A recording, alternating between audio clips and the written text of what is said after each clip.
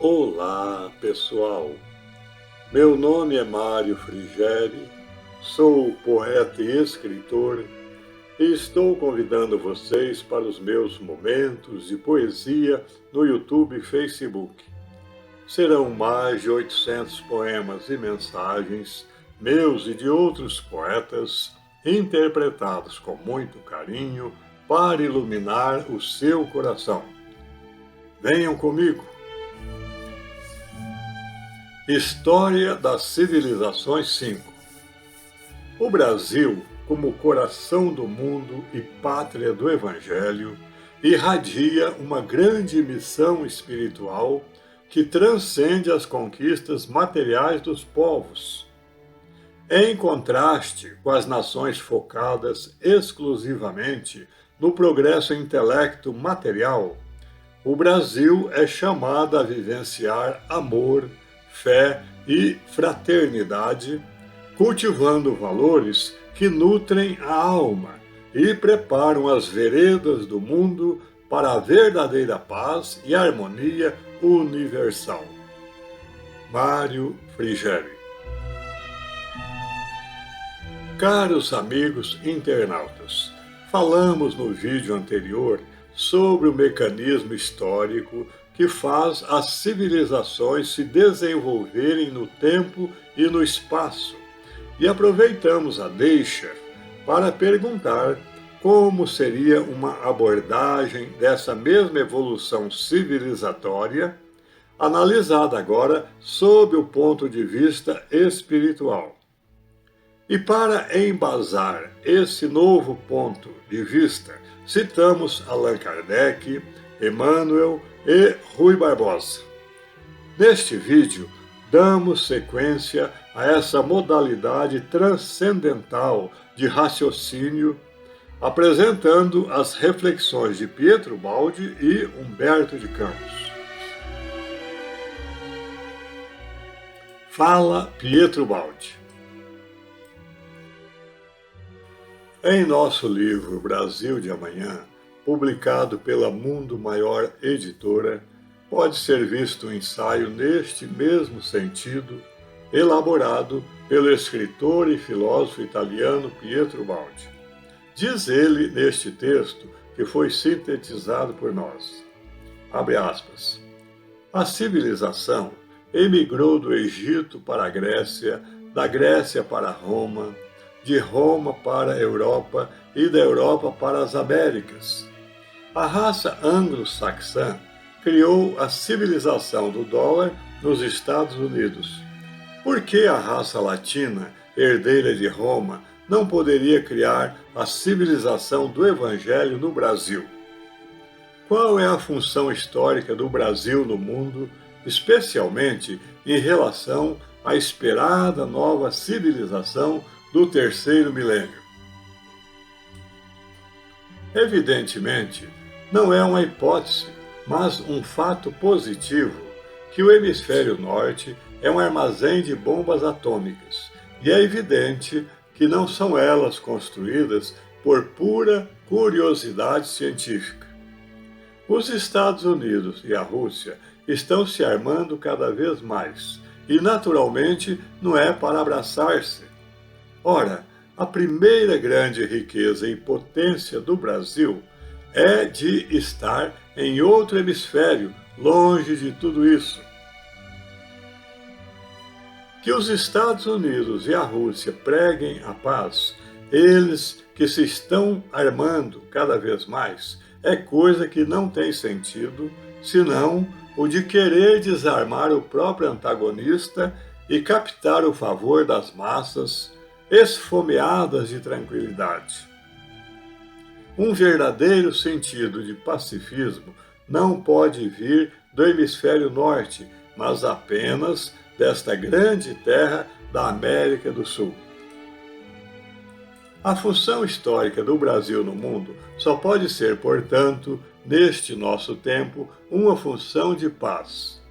Ora, o Brasil, como indicam as condições de fato, personifica essa função biológica ou missão de pacifismo no mundo. Quem é verdadeiramente honesto não vai a cada passo apregoando que é honesto. Os não honestos é que procuram esconder seu rosto verdadeiro e defender-se. Assim, o povo verdadeiramente pacífico e pacifista é o que menos se apresenta como modelo oficial de pacifismo. É o que faz menos campanhas publicitárias com esse objetivo. E o Brasil é assim, pacifista até o âmago. E é pacifista naturalmente, sem precisar fazer propaganda disso. Deixemos aos povos do hemisfério norte outras funções a executar no organismo social do mundo. Deixemos à Ásia a função metafísica, a Europa as funções cerebrais do mundo, a Rússia a função revolucionária e destruidora, a América do Norte a função econômica da riqueza, e assim por diante, e reconheçamos que a função histórica do Brasil é bondade, tolerância e amor. Tudo o que diz respeito ao Brasil parece feito sob medida, de propósito, para torná-lo apto a essa função. Trata-se, sobretudo, de amar, ou seja, de abrir os braços evangelicamente ao mundo. São tantas as ideologias propagadas no mundo. Por que deve parecer tão absurda a de um evangelho verdadeiramente vivido? Abrir os braços ao mundo. E com essa infernal destruição que hoje se está preparando, pode muito bem acontecer que o mundo amanhã tenha inadiável necessidade de um refúgio onde encontre paz, de uma terra em que não viva o ódio ou o interesse, mas sim o amor. Quem sabe se a luta entre as ideologias armadas de bombas atômicas não se resolva num desastre tão grande no hemisfério norte, que os povos devam fugir de lá em massa, especialmente da Europa, que está mais ameaçada. E quem sabe se esse impulso não exerça uma pressão desesperada sobre as portas do Brasil, tão forte que as faça ceder e opere uma imigração em massa de milhões de europeus. Assim, se preencheria rapidamente o Brasil de frutos mais carregados de dinamismo e de inteligência, produto da milenária elaboração da velha civilização europeia, que já viveu tantas experiências. E isto funcionará como semente que se transplante para um terreno virgem para fecundá-lo. Tudo isto está na linha das maiores probabilidades.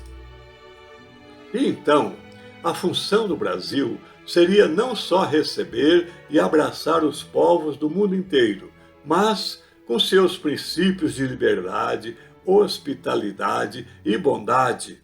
A sua função será principalmente de amalgamar todas as raças, como já está fazendo, assimilando-as em sua nova terra. Os povos mais novos se fazem por meio de fusão, não por meio do racismo, e a fusão se faz com amor. Há também uma outra razão de caráter moral, e para a história, as forças desse tipo têm muito poder, mesmo que a política não as leve em conta. E essa razão pode ter maior valor hoje, porque esta é a hora do juízo, a hora apocalíptica, em que será liquidado um velho mundo indigno para que nasça outro mundo melhor. Ora, a América do Sul é inocente de vítimas de guerra, e a raça latina é inocente da criação e do uso da bomba atômica. Diante da justiça de Deus, essa inocência intrinsecamente presente nas leis da vida, forma uma base e o direito de ser salvo. Tudo, pois, parece concordar para uma missão do Brasil no mundo, que o faça, em grande parte, herdeiro especialmente da civilização latina. Assim como cada corpo humano precisa não apenas do ventre para digerir, da inteligência para dirigir-se, dos braços para trabalhar e defender-se, mas também do coração para amar e proteger. Assim como cada família necessita não só do pai, que luta, ganha e ordena, mas também do amor da mãe, que gera e cria no amor. Assim, da mesma forma, a humanidade necessita de povos que representem, em seu grande organismo, esta nobre função da bondade, do amor, da proteção e da conservação. Na humanidade, são necessários os povos como o Brasil, encarregados da função da coesão e unificação. O tipo biológico do Brasil é levado mais à religião espontânea, numa expansão livre de amor e de fé, do que a uma religião já rigidamente estabelecida, em que o pensamento e o sentimento permaneçam enregelados nas formas. O povo brasileiro é um povo religioso por excelência. É esse seu tipo biológico. Não importa que as religiões e as formas sejam muitas, encontram-se no Brasil quase todas as religiões do mundo, vivendo juntas na mesma terra. Na Europa, pode-se dizer que há apenas uma religião, em face de serem tão afins as duas dominantes, catolicismo e protestantismo, ambas cristãs. Entretanto, não há muita disposição espontânea à espiritualidade, e o tipo biológico místico não domina em absoluto. É provável que brevemente o planeta se ache com uma necessidade tão premente de paz e de bondade que se valorizem de modo extraordinário os poucos lugares no mundo em que seja possível encontrá-las. E o Brasil poderá ser o primeiro entre todos os países a proporcionar esse oásis. É provável que os conflitos do hemisfério norte terminem com grandes destruições, após as quais a vida terá imperiosa necessidade para sua reconstituição de paz, amor, compreensão e colaboração, e de um lugar tranquilo onde possa repousar e recomeçar sobre essas bases. A carência crescente desses elementos e a progressiva elevação da procura os valorizará cada vez mais, tornando-os buscados e preciosos. A humanidade, traída pela força e pela riqueza, nas quais unicamente acreditou, enregelada por um egoísmo no qual se encontra presa, procurará, para não perecer, um sentimento de bondade, em que possa viver com mais calor e que termine de uma vez por todas com as lutas fratricidas.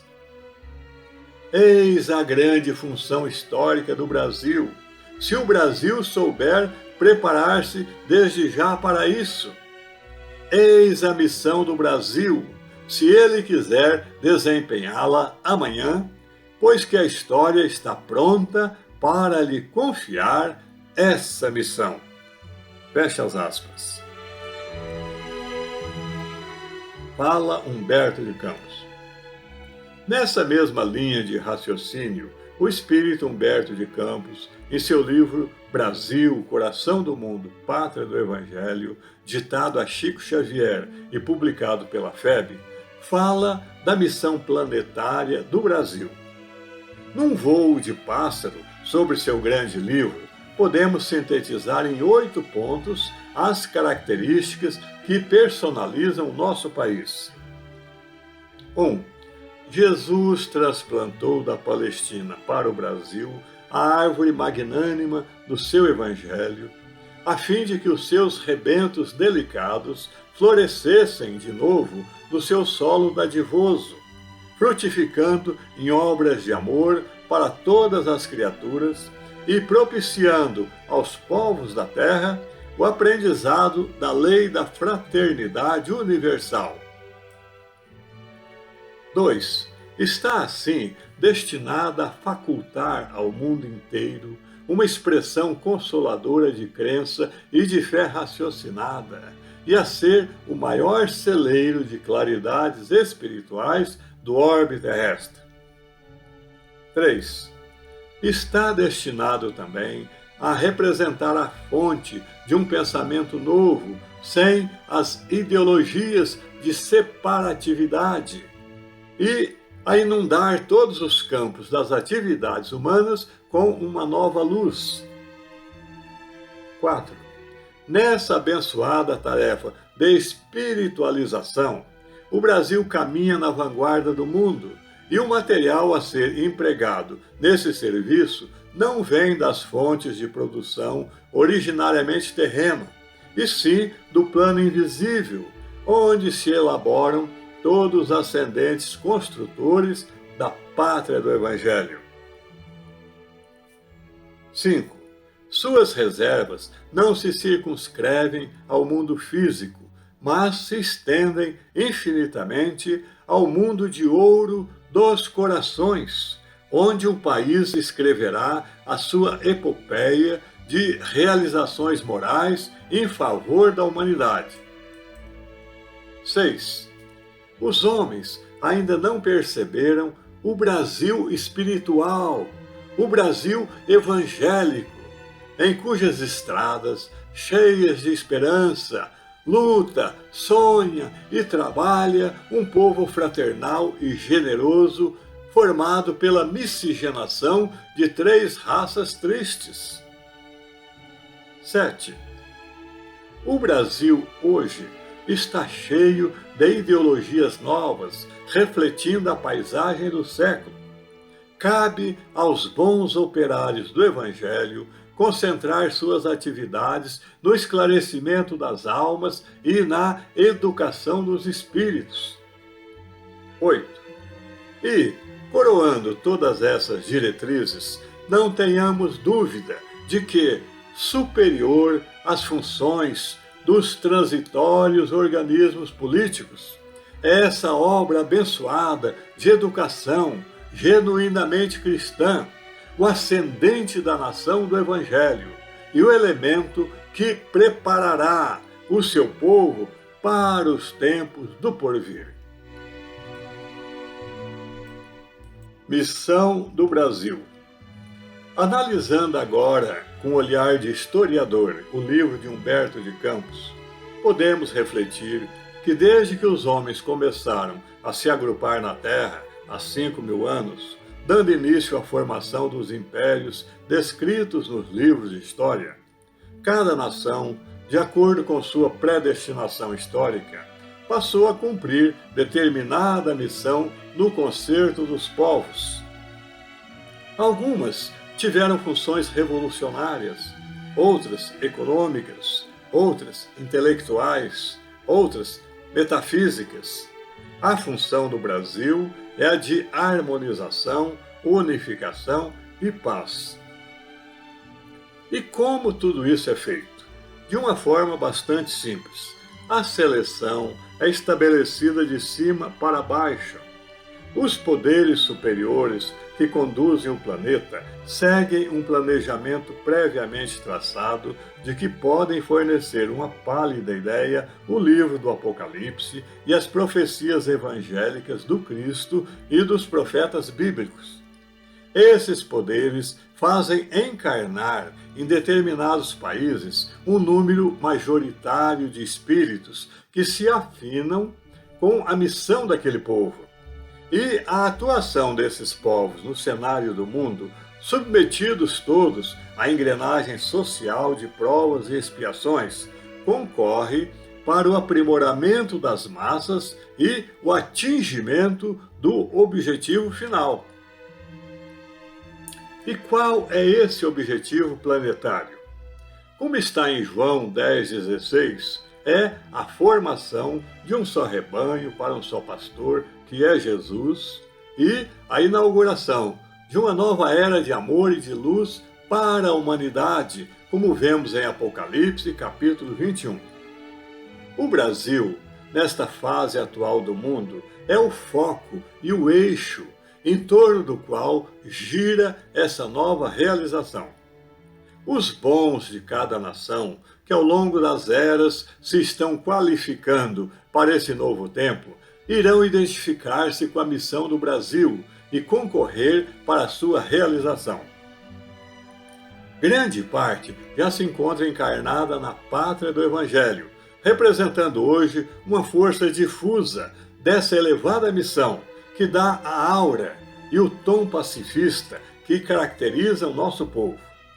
Quando, porém, soar a hora no relógio da eternidade, essa fênix humana chamada Brasil sacudirá as cinzas que hoje a camuflam aos olhos dos predadores internacionais, lançará fora seus andrajos, vestirá os paramentos de um rei e se manifestará ao mundo de forma irresistível para estabelecer um reino que nunca mais terá fim, conforme o Alto revelou a Daniel no capítulo 2 de seu livro.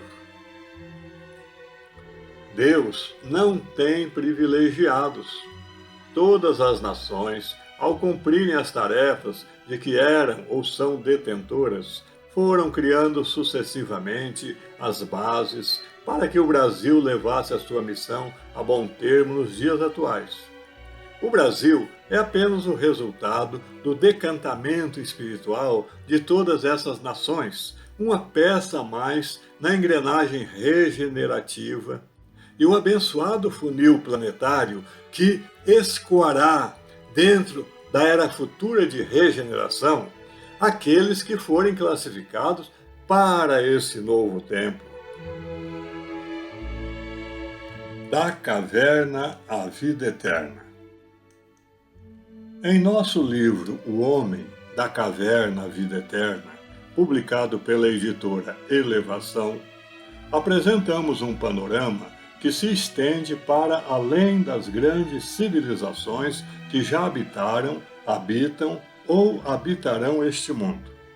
Com embasamento histórico, filosófico, científico, doutrinário e profético, sintetizamos o que hoje é conhecido como a formação do cosmos, de nosso sistema solar e do planeta Terra.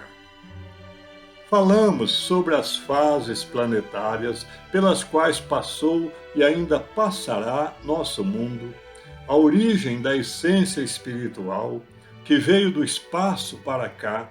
Acompanhamos o desabrochar dos primeiros seres vivos e sua evolução pelos 3 reinos da natureza, o mineral, o vegetal e o animal.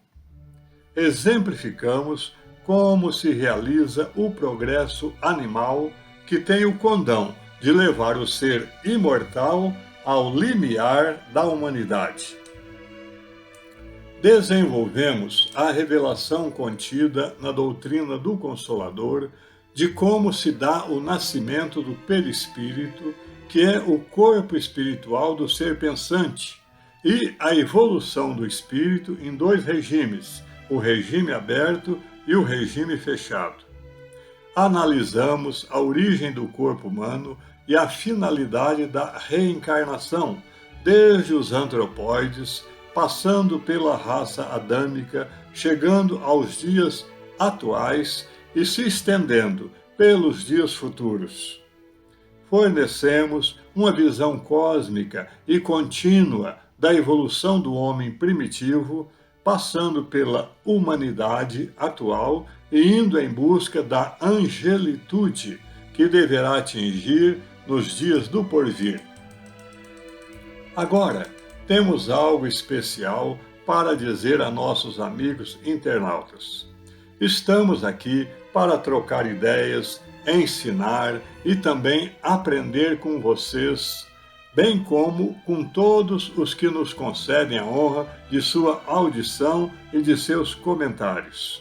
Por isso, o que vamos dizer é especialmente para os que conhecem e aceitam a lei da reencarnação. Os que não a conhecem nem aceitam podem considerar o que vamos dizer a seguir como ficção, pois assim poderemos continuar a interagir de forma respeitosa e sociável. Pois bem, eu disse há pouco que em nosso livro O Homem da Caverna à Vida Eterna fornecemos uma visão cósmica e contínua da evolução do homem primitivo, passando pela humanidade atual e indo em busca da angelitude, que deverá atingir nos dias do porvir. E é nesse porvir glorioso, provavelmente após o próximo e último Armagedon, que renascerá o regenerador, espírito que desempenhará a missão planetária e superior de conduzir a humanidade ao estado de inocência e pureza, ao grau de perfeição a que ela tem de chegar. Nesse tempo, segundo as diretrizes estabelecidas pelo Cristo, o Brasil será a maior potência deste planeta e o regenerador irá coroar com sua missão toda essa marcha civilizatória, colocando a humanidade no limiar de um novo céu e uma nova terra. Como deixamos evidenciado em nosso vídeo, já postado no YouTube e Facebook, sob o título Kardec já voltou 9, cujo link está disponibilizado na área de comentários deste vídeo no YouTube, o regenerador esteve presente no Brasil no século XX, realizou uma missão extraordinária e deixou as diretrizes de sua futura missão como regenerador estabelecidas neste poema monumental que reproduziremos a seguir e com o qual vamos fechar com chave de diamante esta série sobre a história das civilizações.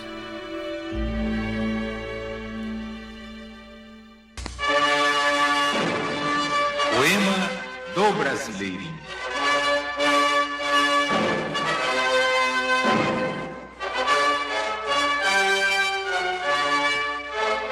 Amo meu povo de alma verdadeira,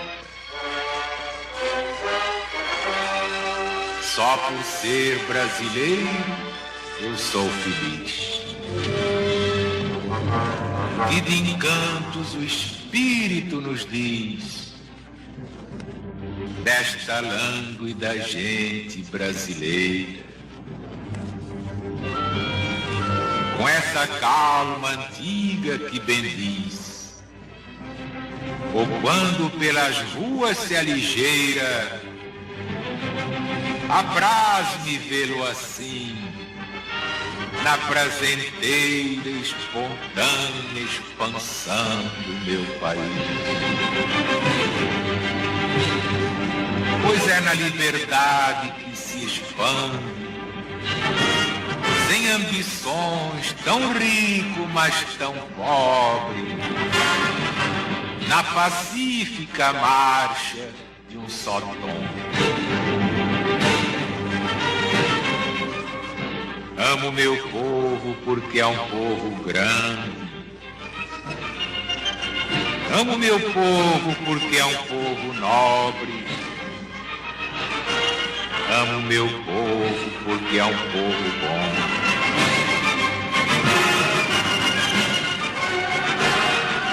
Brasil, que és meu por predestinação, minha alegria é ver-te progredir, instruído e educado, num porvir alicerçado na mais santa união. Tua força latente a declodir, a fúria do implacável furacão, de milhões de almas fortes que farão com que as outras nações vá se dirigir. Nessa época de fato luzidia, liberto da ignorância que asfixia, has de elevar-te em glória ao mundo inteiro. E quando ouvir a voz separatista, amigo, és carioca ou és paulista? Um filho teu dirá, sou brasileiro.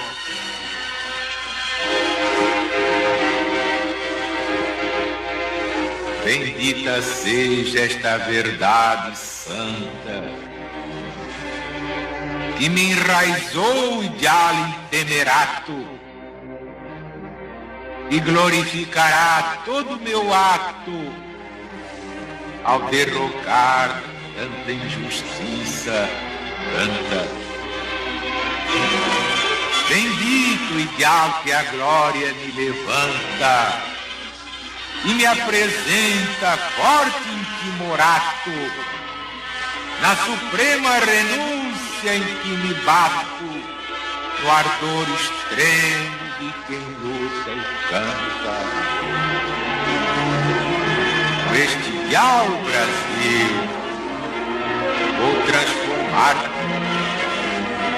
hei de fazer de ti uma obra d'arte grande e perfeito, indissolúvel todo.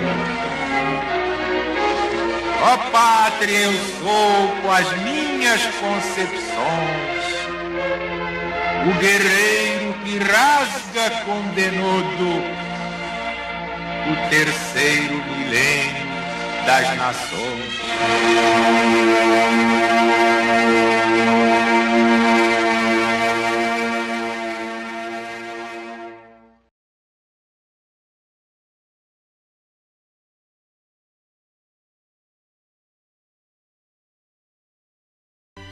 É isso. Espero que vocês tenham gostado. Obrigado por assistir a nossos vídeos. Não se esqueçam de deixar seu like, inscrevam-se e acionem o sininho para receber em primeira mão os próximos poemas e mensagens. Um grande abraço e muita paz.